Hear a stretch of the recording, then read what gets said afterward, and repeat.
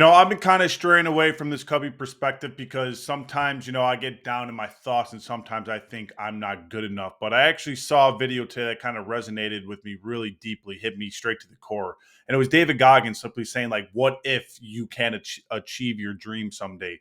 What if you could get to where you want to be in life? People are so afraid to take risks that, they really fail to reach their end goal in life because they'd rather just be content with working some salary job or whatnot, working a 9 to 5. That's not who I am. I take risk. I joined the Marine Corps. I stepped on that cliff and I jumped off and see where life would take me.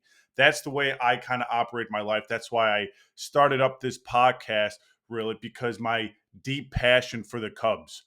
And like I said, I have been, straying off the path. But from here on out, I promise I'm going to give this 100% of my thought because I am addicted to this. I am addicted to this video making about the Chicago Cubs. I'm addicted to the do or die feeling of knowing that if I don't get through with this, I'm not going to have another option in life. I have no plan B. This is my plan A. You understand? So I'm going to take this and do everything I possibly can to make this video and this entire channel blow up to where I need it to be because that's what I want to be in life. This is what I want to do in life. And if anybody gets in front of my way, any single podcaster, any YouTuber, I'm going to run right through them. The amount of emails I sent out for seeking assistance on this to other people and not a single person lent a helping hand, that just shows how selfish this industry can actually be, right? If you have a made channel, why not go out and help someone? Why not be a good person and offer some insight? What? Because you're afraid that someday I'm going to be taking viewership from you? That's not the way life should be because people are greedy. So I promise you, from here on out, I'm going to make the best fucking Chicago pod in the history of Chicago. This will be the best Chicago Cubs podcast you will ever watch in your entire life. I guarantee you that because I am addicted to this and I'm going to remain addicted to this. And I am going to remain addicted to the thought of getting on top of that hill at some point and fulfilling my damn dreams.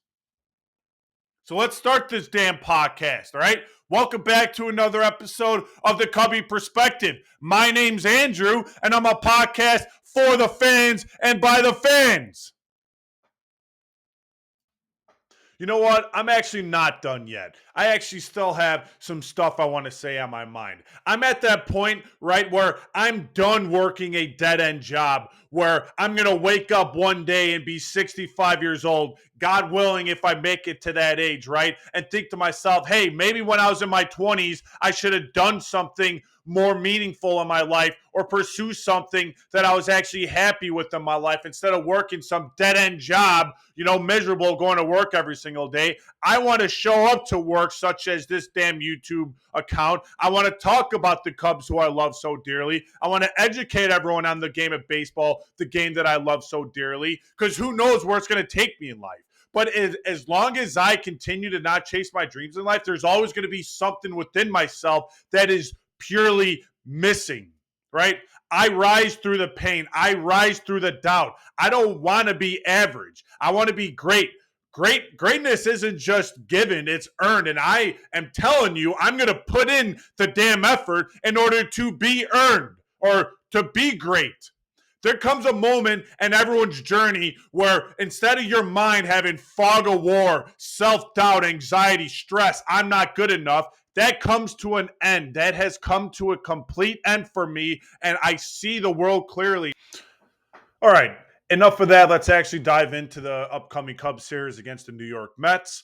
The Mets are a pretty damn good team this year. They've had the easiest schedule up to date, but they are winning those games, right? And that's what good teams do. They beat up on bad teams. That's just a rule of thumb in baseball. Good teams simply beat up on bad teams, and like I said, that's what the Mets are doing. So the Mets are not a joke of a team. They got some really good players: Francisco Lindor, Juan Soto, Pete Alonso, Brandon Nimmo, Mark Vientos. So they do have some pretty damn good players, right? But let's dive into the matchup. Let's dive into the offense, all that kind of stuff.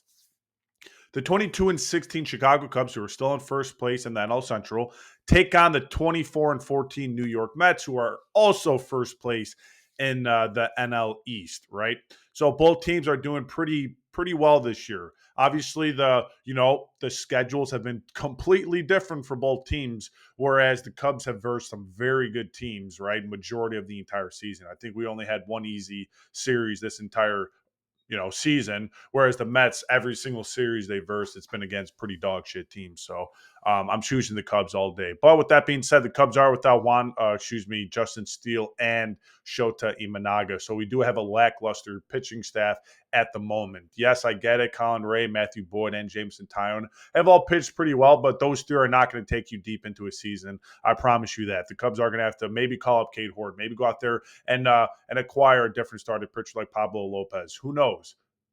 We're just going to have to wait and see what Discount Jed decides to do. Honestly, what Discount Jed will do, he'll probably go to some bargain bin ass team like Colorado and grab Kyle Freeland or whatnot, or some pitcher that no one gives a shit about, because that's what the Cubs operate by doing, right? But anyways, pitching matchup. I'm not gonna even waste my energy talking about Jed Hoyer because he doesn't rate my opinions and my own energy, right? I'm going to contain my energy and use it for the actual recap. So Jameson Tyone, right-handed pitcher for the Chicago Cubs, 2-1 record, 3.86 ERA, 31 strikeouts. Jameson Tyone has pitched pretty well for the Cubs this year. He's been pretty consistent, right? Jameson Tyone, when he first signed with the Cubs, it was looking like a complete disaster of a signing, but Jameson Tyone has really kind of earned his contract without a doubt. He had a very solid season last year and is continuing that solid season into this year. Jameson Tyone is one of those pitchers like Colin Ray to where he simply stepped up to the plate, right? The Cubs are going through some injuries right now, and Jameson Tyone said, hey, I'm going to put the team on my back. I'm going to go out there and pitch at the best of my capabilities, right? And that's what he's been doing, right? So hats off to Jameson Tyone. You get a round of applause. You get a round of applause, sir. On the opposing side of the mound, and this is Friday, at 6:10 p.m. Central at Citi Field, if I didn't mention that. Clay Holmes going for the New York Mets. Right-handed pitcher, recently came from New York.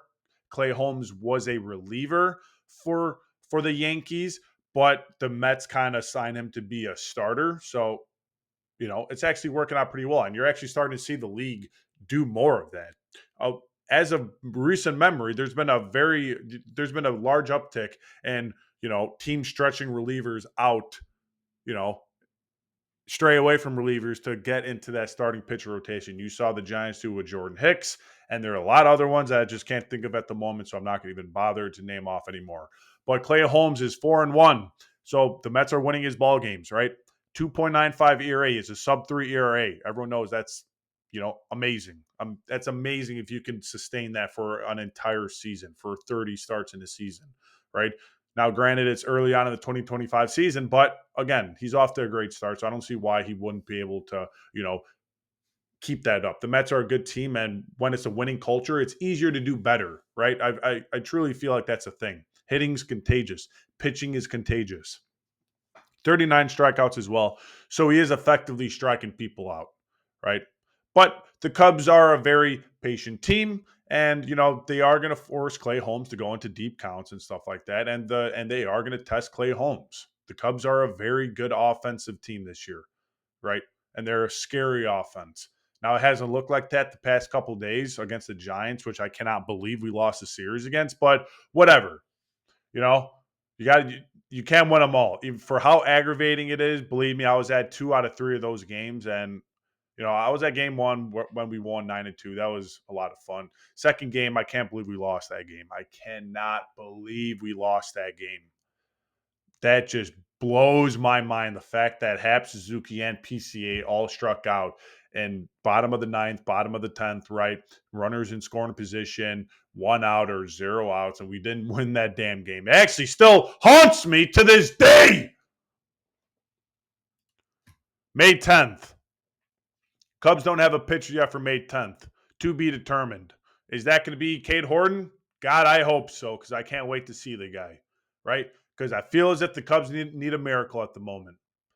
Of course, the one season that we're actually good at and can compete, Shota Imanaga and as well as Justin Steele, aka, I think we should start changing his last name of Steele to maybe Glass. I think Glass would probably so Justin Glass instead of Justin Steele, right? That's his new name, Justin Glass. You got Discount Jed, you got Palpitations Presley, you got swinging Dansby, where he doesn't know what the hell he's doing at the plate, even though he has been doing better. So maybe I shouldn't really talk shit about him.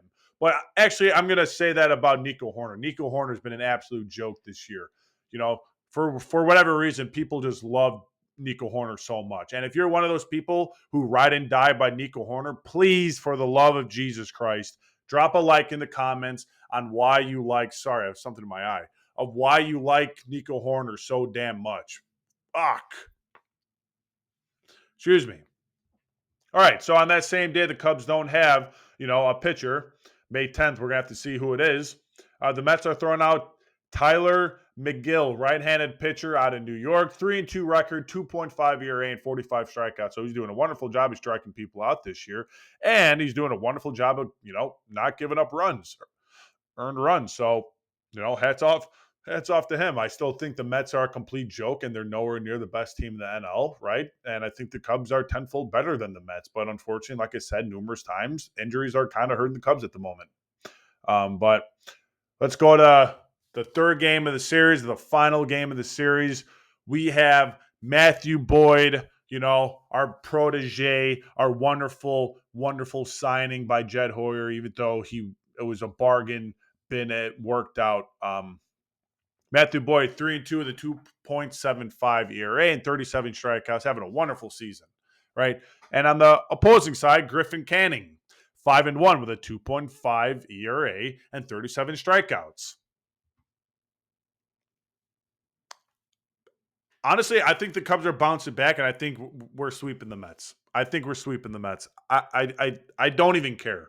I don't even care. I think this is a different team this year, to where we are not just going to be, we're not just going to run with our tail, or hide with our tail in between our legs after like a brutal series. This is a different team, and that's because of the Kings Court, Kyle Tucker. Everyone's saying, PCA is the most exciting player on the team.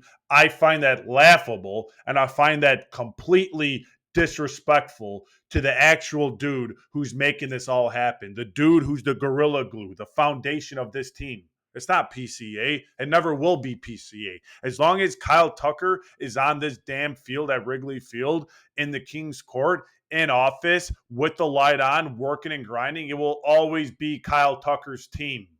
Will always be Kyle Tucker's team. It's not Ian Happ's. I don't care if Ian Happ has been here for 1,000 games. You are nowhere near the player that Kyle Tucker is. No one is. So get it done, Jed. Where's the contract extension? So help me God, if I see you get a contract extension before Kyle Tucker, I'm going to lose my damn mind. Lose my mind.